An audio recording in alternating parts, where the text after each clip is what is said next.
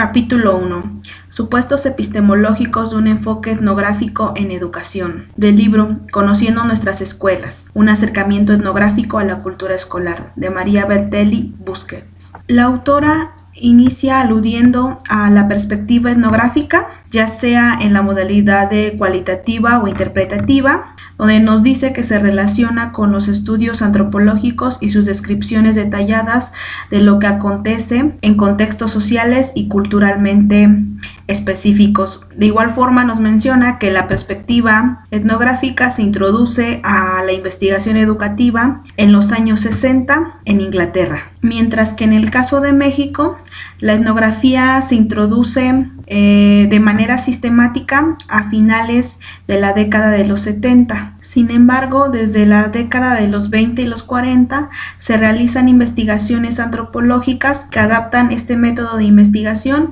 a algunos estudios realizados. Manuel Gamio, quien fue alumno del antropólogo estadounidense Franz Boas, en 1922 estudia el efecto de un modelo de desarrollo regional en una comunidad teotihuacana, lo que da pauta al origen de la escuela rural mexicana y a las misiones culturales. También Moisés Sáenz, como discípulo del estadounidense John Dewey, estudia en Michoacán a los alumnos tarascos de la Estación Experimental de Incorporación de Carapán y sienta las bases del internado indígena. En este mismo sentido, Julio de la Fuente, al lado del antropólogo polaco Manilowski, documenta entre otras expresiones culturales la influencia de la escuela rural mexicana entre los indígenas zapotecos serranos. Y Gonzalo Aguirre Beltrán, influido por el estadounidense Herskovits, realiza diversos estudios acerca del desarrollo del proyecto educativo indigenista en comunidades tarascas,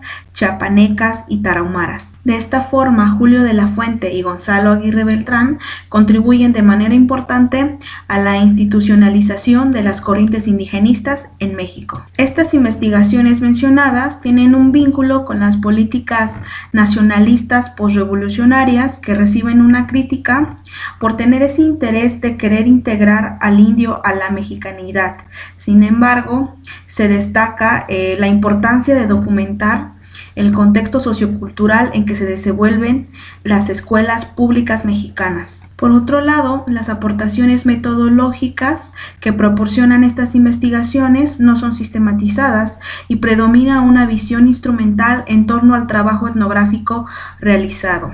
En este sentido, la etnografía parece funcionar como una técnica de investigación útil para recolectar y validar hipótesis. Si bien han habido esfuerzos recientes con contribuciones al campo de la investigación cualitativa en educación por Guillermo de la Peña, entre otros, su ubicación es limitada, puesto que se concentra solamente en la comunidad de pertenencia o entre investigadores interesados en las dimensiones históricas y socioculturales del problema educativo.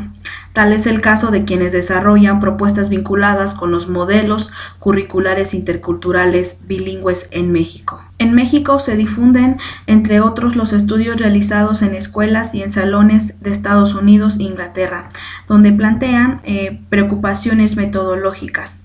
Para ello es necesario conocer los debates epistemológicos del quehacer antropológico, así como las discusiones metodológicas. No basta con adoptar las técnicas e instrumentos antropológicos que faciliten la recolección de datos, sino que es necesario plantear preocupaciones metodológicas que no están incluidas en las investigaciones educativas para que puedan ayudar a construir mejores vías de acceso a la cultura escolar. Para ello, el Departamento de Investigaciones Educativas DIE del Centro de Investigaciones y Estudios Avanzados del Instituto Politécnico Nacional, CINVESTAP, inicia esta búsqueda y abre varias líneas de investigación etnográfica, entre los que destacan el Paradis, Rodwell y Espeleta. Poco a poco, la etnografía educativa se constituye como un recurso metodológico básico para comprender la vida cotidiana escolar. Después, la investigación se lleva a otras universidades que actualmente se dedican a hacer investigación educativa sobre la docencia y la formación de maestros. De esta forma, los investigadores se enfrentan de modo directo los problemas vinculados con el ejercicio de la docencia, atienden demandas formativas de los maestros, elaboran sus propias construcciones epistemológicas y optan por algún tipo de enfoque que les permita solucionar los problemas metodológicos implicados. Para ello, en estas preocupaciones se distinguen tres aspectos. El primero, que tiene que ver con el carácter diversificado y abierto del campo etnográfico en educación. Segundo, la necesidad del etnógrafo educativo de reconocer algunos de los sentidos epistemológicos. Y el tercero, que son los retos epistemológicos actuales. Ahora pasamos a las perspectivas epistemológicas en etnografía educativa.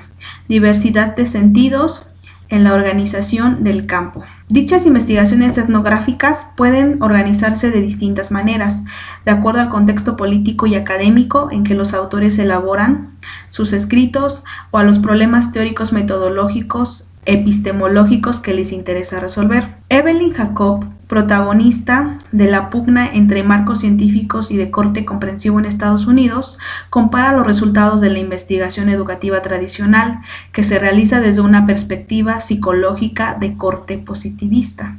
Ella afirma que los estudios cualitativos manejan las percepciones subjetivas de los participantes, el significado de sus comportamientos y el contexto sociocultural en que se produce.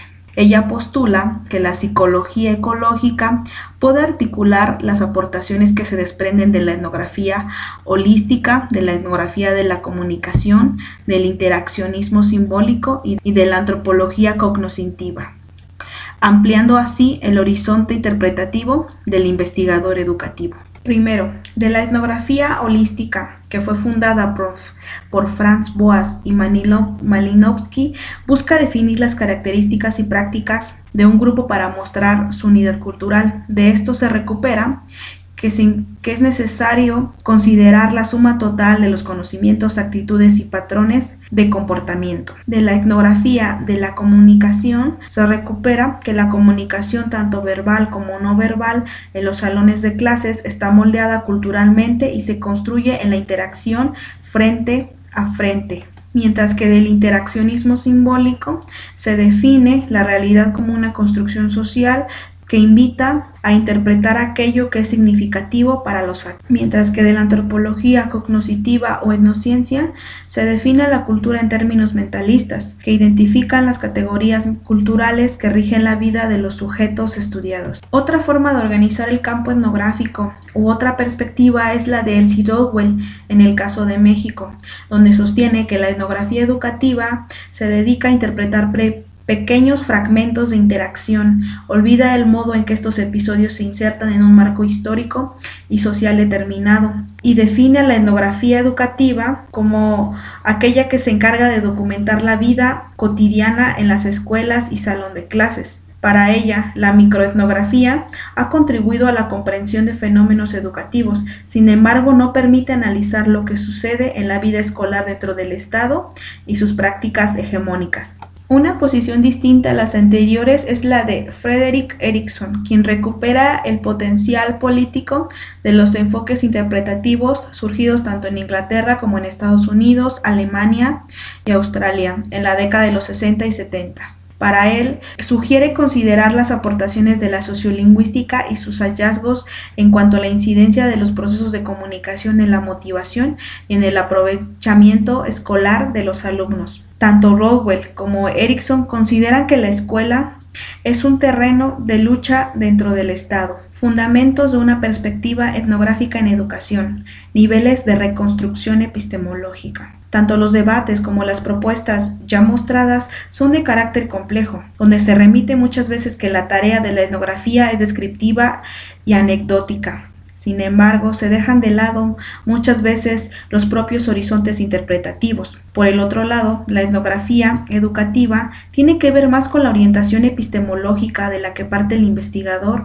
en los modos en los que recopila sus datos. La tarea del etnógrafo educativo tiene que ver con ampliar su horizonte comprensivo y reformular el sentido epistemológico de su quehacer como investigador. De esta forma, dentro de la etnografía es necesario comprender que cuando se habla de describir, tiene que ver también con una forma de inscribir e interpretar la cultura escolar. Otros autores como Franz Boas, Margaret Mead, Ruth Benedict, entre otros, se inclinan por el estudio del mundo de los significados, definiendo al trabajo etnográfico como una posibilidad interpretativa. Erickson, Anderson, dicen que documentar el mundo simbólico y significativo de los grupos subalternos es básico para lograr un nuevo consenso y discurso político, profundizar en el carácter interpretativo de la etnografía como en su interés por traumas significativas. Clifford Geertz. Ahora vamos a ver los 3 niveles de reconstrucción epistemológica.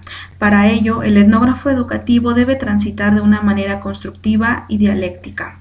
Se trata también de ofrecer un andamiaje metodológico adicional a la formación del etnógrafo educativo, y María Bertelli nos menciona que también es necesario aclarar dudas y confusiones y que puedan aportar nuevos puntos al análisis metodológico en México, que se trata de un proceso constructivo y dialéctico. El primer nivel de reconstrucción tiene que ver con la acción social significativa, donde se produce al recuperar algunos conceptos y supuestos epistemológicos provenientes de la psicología social, el interaccionismo simbólico, la fenomenología social, la sociología comprensiva, la hermenéutica y la teoría psicoanalítica, que brindan la posibilidad de profundizar en las tramas socialmente construidas. Segundo nivel de reconstrucción, el entramado cultural. Para ello es necesario aludir al término de cultura. Según Clifford Geertz, aunque no tiene un poder determinista en el comportamiento social de la gente, es una trama significativa, creada y recreada en la interacción social. De esta forma, inscribir e interpretar el decir y el hacer de los actores sociales en casos concretos requiere explicitar la trama significativa, según Geertz, los problemas estructurales y macrosociales, según Rowell, y la generalidad, según James, quienes justifican su búsqueda. Para ello, se dice que es necesario comprender desde adentro y en situaciones específicas las representaciones sociales que conforman el entramado cultural de la educación social. Tercer nivel de reconstrucción, hegemonía, consenso e instrumentos de significación. Esto tiene que ver con una orientación política, donde se da el vínculo entre el ejercicio hegemónico y lo que sucede en los salones de clases y las escuelas que se estudian, donde la lucha de clases tiene que ver con la lucha por el control de los instrumentos de significación. En este nivel es necesario conocer y profundizar en la gramática cultural que estructura los acontecimientos en salones de clases y escuelas específicas, donde la tarea del etnógrafo educativo estriba en amalgamar, articular y volver a construir interpretaciones. Retos epistemológicos del quehacer etnográfico en educación. Se destacan 2 desafíos. El primero, que tiene que ver con la necesidad de establecer articulaciones epistemológicas entre las situaciones particulares que documenta el etnógrafo y los procesos sociales, que de alguna manera permite reunir tradiciones disciplinarias que se amalgaman en un mismo marco paradigmático. El segundo reto tiene que ver con sacar a la luz el sentido político de nuestras inscripciones e interpretaciones. Este sentido político de nuestras etnografías se desprende del modo en que el investigador se relaciona con las categorías sociales de los actores y sus aseveraciones empíricas. Para ello, el reto epistemológico que plantea la autora tiene que ver con relacionar el horizonte significativo del intérprete con el del sujeto interpretado, que de alguna manera se produzca un texto etnográfico. Es necesario filtrar y neutralizar las valoraciones éticas del investigador, y el etnógrafo educativo debe hacer explícito el proceso de autocomprensión que experimenta al interpretar, narrar y producir un texto acerca de la cultura escolar. En este sentido, la interpretación tiene que ver con una fusión de horizontes. El reto de mostrar y explicar no solo el punto de vista de los participantes, sino sus prenociones teóricas y personales, así como las transformaciones. El acto de interpretar como autocomprensión y fusión de horizontes conduce necesariamente a que el sujeto se reconozca como portador de verdades socialmente compartidas y legítimas. El reto es construir una democracia auténtica fundada en el respeto de la diversidad y en un marco común de representaciones.